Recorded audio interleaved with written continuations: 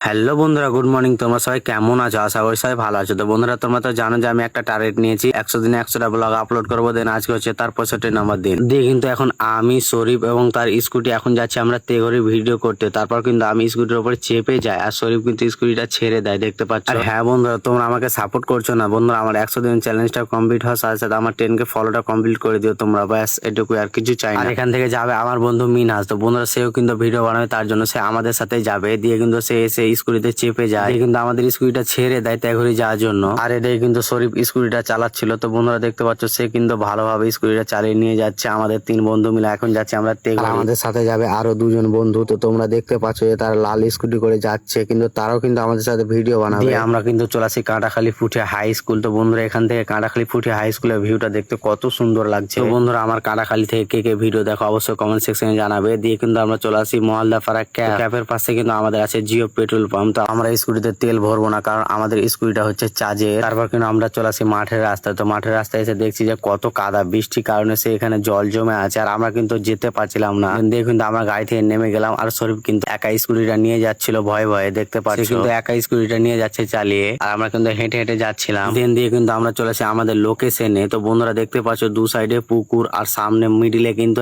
একটাই গাছ আছে, বট গাছ। বট গাছটা দেখতে পাচ্ছ কত ঝাঁকড়া। কাছে থেকে এসে কিন্তু বট গাছটার ভিউটা দেখো কত সুন্দর লাগছে। পুরোটা এরিয়া নিয়ে কিন্তু বট গাছটা হয়ে আছে, দেখতে পাচ্ছ পুরোটা এরিয়া নিয়ে। আর এদিকে সাহিদ কিন্তু আমার ছবি তুলে দিচ্ছিল, দেখতে পাচ্ছ। তারপর কিন্তু আমি সাহিদকে বললাম যে দেখ ক্যামেরাটা কেমন আসছে। তো সে বললো ভালো আসছে। দেন দিয়ে কিন্তু আমি ছবি তুলতে আমাদের ভিডিও করার ছবি তোলা কমপ্লিট হওয়ার পর কিন্তু আমরা এখন বাড়ি যাচ্ছি। তো বন্ধুরা, ভিডিওটা আজকে এই পর্যন্ত। কেমন হয়েছে অবশ্যই কমেন্ট সেকশনে জানিও। টাটা, বাই বাই, দেখা হচ্ছে নেক্সট ভিডিওতে। ভালো থাকো, সুস্থ থাকো।